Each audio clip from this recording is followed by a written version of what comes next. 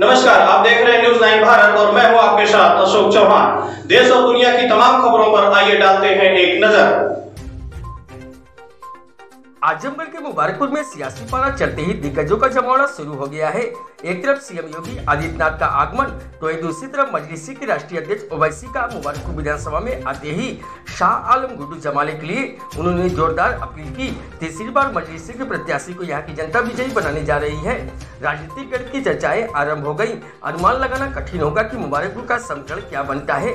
मुबारकपुर के अलजमियातुल अशरफिया में 1 बजे के दरमियान हेलीकॉप्टर के लैंडिंग होते ही AIMIM के कार्यकर्ताओं में खुशी की लहर दौड़ने लगी। हुजूरे हाफिजे मिल्लत की मजार पर चादरपोशी करने के बाद स्पोर्टिंग क्लब ग्राउंड मुबारकपुर में जनसभा को संबोधित करते हुए भाजपा व सपा पर हमला बोलते हुए कहा कि मुझे डराने के लिए ऊपर से जानलेवा हमला हुआ, जो एक साजिश के तहत हुआ। हमला करने वाले गोड से नाजायज औलाद रहे होंगे, लेकिन मैं अल्लाह पर भरोसा करता हूँ। जब तक अल्लाह को मंजूर नहीं होगा तब तक मेरी मौत नहीं होगी। अगर एक ओवैसी मरेगा तो पूरे हिंदुस्तान में लाखों पैदा हो जाएंगे। उन्होंने सपा पर गंभीर आरोप लगाते हुए कहा कि भाजपा का डर दिखाकर मुस्लिमों में खौफ पैदा करने वाले सपा के लिए लोग जान जाइए। हमारी मिल्लत के लोग अब जाग चुके हैं, इनके दिलों में से हर किसी से डर निकल चुका है। आने वाली 7 तारीख को इंशाअल्लाह दिल खोलकर वोट करेंगे। वहीं पर सुरक्षा के दृष्टिगत पुलिस प्रशासन पूरी तरीके से चौक चौबंद और मुस्तैद नजर आई। अंत में उन्होंने शाह आलम गुड्डू जमाली को विधायक बनाकर आप तमाम जनता खुद को विधायक समझे। संवाददाता सरफुद्दीन आजमी के साथ शिखा रावत, रोशन लाल की खास रिपोर्ट। कोई आपसे कहेगा हमारे जाने के बाद, कोई कहेगा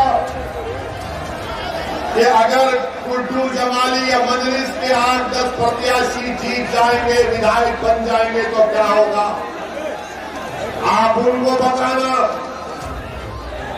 उनको आप पैगाम देना, और जिसके दिलो दिमाग में ये बात है उन तक हमारी बात पहुंचा देना कि भारत की पार्लियामेंट में 540 की ऐलान है, जिसमें मजलिस इत्तेहाद और मुस्लिमीन के 2 सांसद हैं। कितने हैं? 2 हैं। और जब दोनों में से एक खड़े हो जाते हैं पार्लियामेंट में आपकी बात करने के लिए, आपके इंसाफ की बात करने के लिए, गरीब मजलूम अति पिछड़ा दलित की बात करने के लिए, तो क्या होता है, हम जब खड़े हो जाते, जब दलित की बात करने के लिए, अंबेडकर के संविधान को बचाने की जब बात हम करते हैं, तो बीजेपी के 306 MP खड़े होकर ओवैसी को बोलते हैं बैठ जा।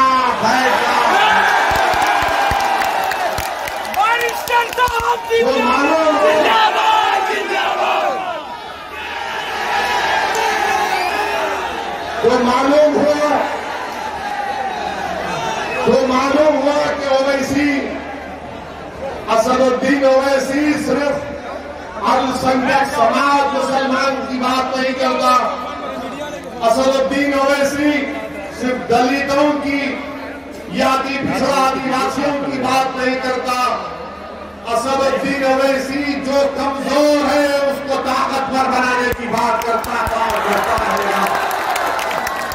हमने कभी भी मजहब के नाम पर भेदभाव नहीं किया। मेरी कोई एक ऐसी तकरीर दिखा दो जहां पर मैंने किसी समाज या किसी मजहब के बारे में कहा मेरी लड़ाई संविधान बचाने की है। अगर जुल्म हमारे हिंदू भाई पर होगा तो मैं मुबारकपुर के हिंदू भाइयों से कहना चाह रहा हूं कि जिस तरह जो वैसी यहां खड़े होकर कह रहा है तुम पुकारो, मैं दौड़ता हुआ तुम्हारे साथ खड़ा हो जाऊंगा। आवाज देगा कि वैसी आ जाओ, अंबेडकर के संविधान को बचाना है, अंबेडकर के मान और सम्मान को उठाना है, तो खुदा की कसम ओवैसी उस दलित परिवार के साथ खड़ा होकर लाए।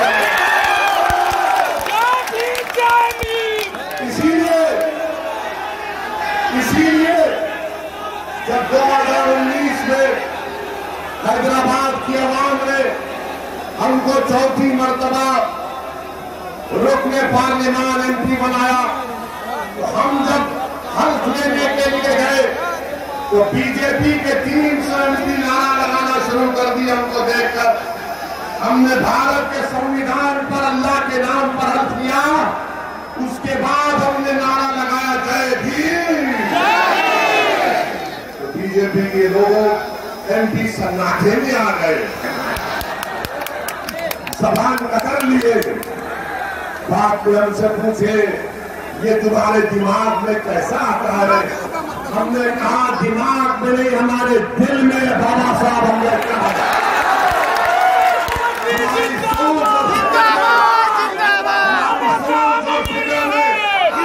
किसी से नफरत नहीं है। हम कमजोरों को मजबूत बनाना चाहते हैं, हम कमजोरों को ताकतवर बनाना चाहते हैं। जिस पर जुल्म हो रहा है उसके जुल्म को रोककर मजलूम को इंसाफ दिलाना चाहते हैं। यही लड़ाई मजलिस इत्तेहादुल मुस्लिमीन की है।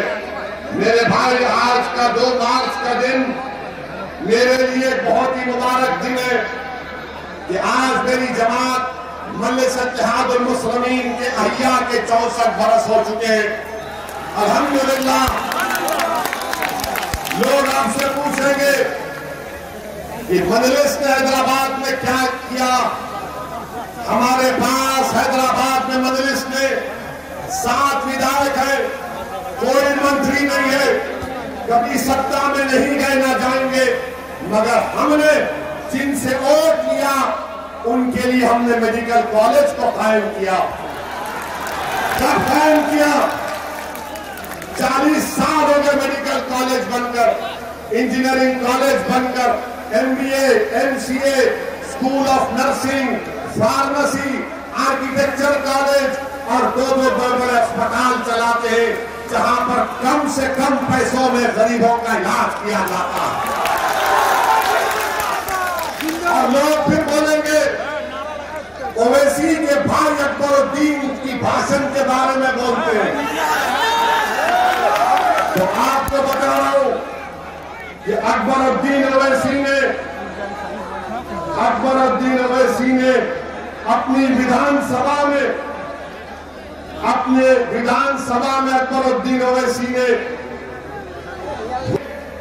हमारे प्रदेश के मुख्यमंत्री से मिलकर इस मंदिर के हमारे हिंदू भाइयों से, सरकार से उन्होंने 4 मल्टीपर्पज फंक्शन हॉल सरकार से मंजूर करवाई। 2 मंदिरों के लिए 20 करोड़ सरकार ने मंजूर किए।